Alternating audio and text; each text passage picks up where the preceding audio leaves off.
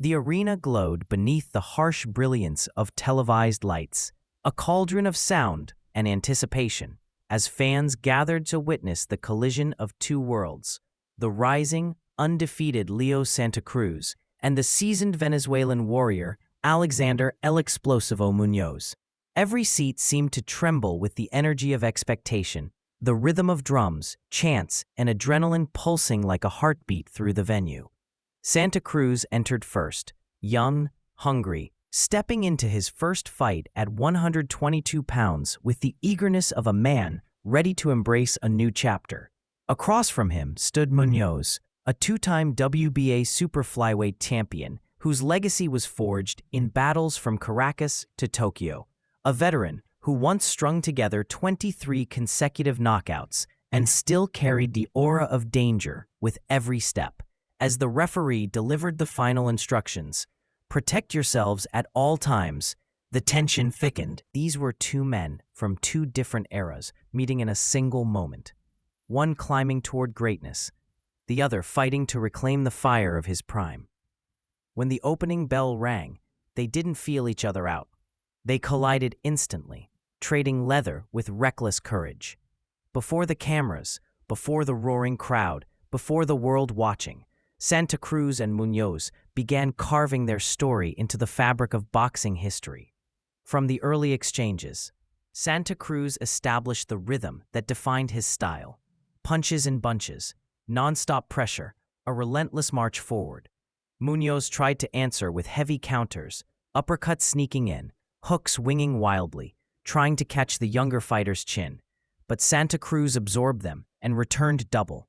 In the pocket, they fought like men who had known each other for years, slipping, rolling, banging away to head and body, with barely a breath between them. Santa Cruz's combination snapped Muñoz's guard apart, but the Venezuelan refused to take a backward step, meeting violence with violence, leaning in and firing back with prideful fury.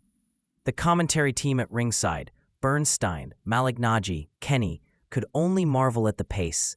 Round after round, Santa Cruz continued to dig mercilessly at the body, thudding shots to the ribs that echoed like wood splitting under an axe. Muñoz, his hands drifting low from fatigue and impact, still found moments of brilliance, landing uppercuts and overhand rights that reminded everyone why they once called him El Explosivo. But Santa Cruz's youth, reach, and volume were beginning to take over. By the end of the second round, both men were drenched in sweat, faces marked with the toll of close-quarters warfare, yet neither willing to give an inch. The fight's rhythm was clear: Santa Cruz the storm, Muñoz the aging fortress trying desperately to withstand it. In the third round, the battle intensified into something ferocious, nearly primal. Muñoz, trying to reassert control, leaned forward behind his high guard, attempting to hammer Santa Cruz with short hooks and looping counters. But Santa Cruz, sharper and more calculated than his aggressive pace suggested, slipped inside and made him pay. A blistering left hook to the body folded Muñoz slightly, and a follow-up flurry snapped his head back. The Venezuelan veteran tried to clinch, tried to fire back, but Santa Cruz sensed the shift. He unleashed a barrage of shots, hooks, uppercuts, straights, each thrown with surgical brutality.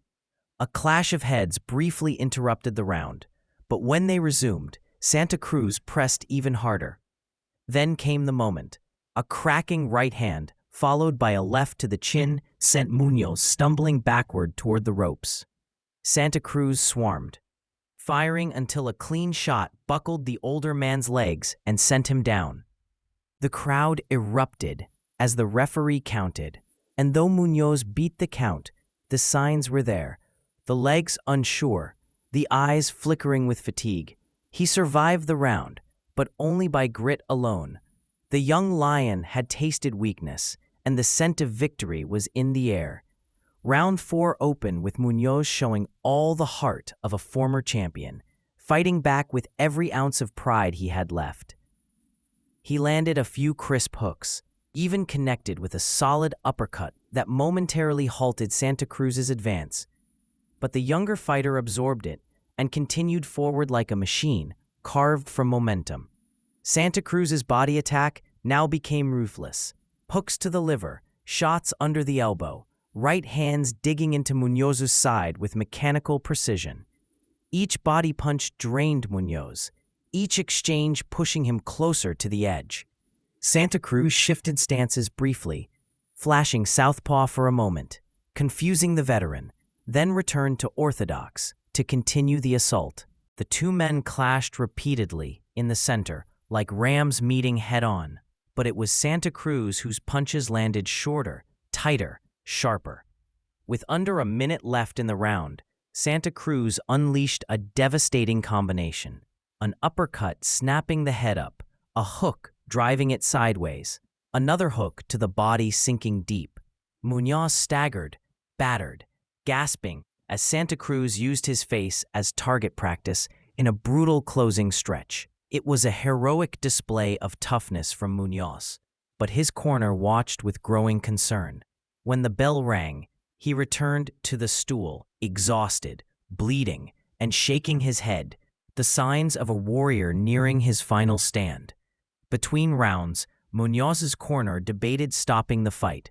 The veteran sat slumped on the stool, sweat pouring, chest heaving, eyes glassy, yet still burning with defiance. The trainer pleaded with him, "Mix your spots, don't stay in the wheelhouse, stay off the ropes." But the truth was clear. Santa Cruz had too much youth, too much volume, too much fire. Yet Muñoz, stubborn to the bone, rose again for the fifth round, determined to give everything left in his body. But Santa Cruz could smell the end. He opened the round with a violent left hand that sent Muñoz reeling toward the ropes. The Venezuelan tried to hold on, tried to duck away, but Santa Cruz continued the assault, pounding him with combinations that rattled through the entire arena.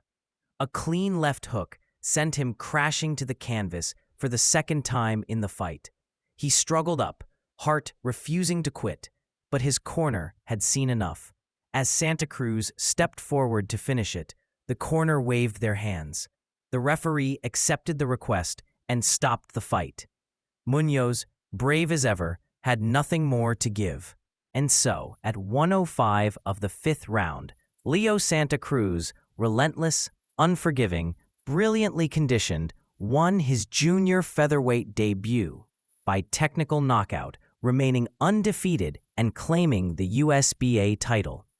The crowd roared as his hand was raised, the coronation of a young champion entering his prime.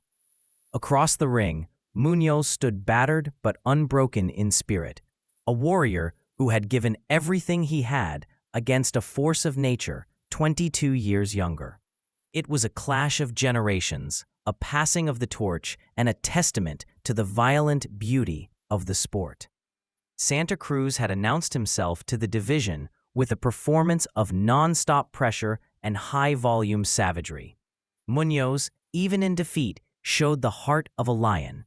In that arena, under those lights, two men had forged a story of courage, punishment, pride, and evolution.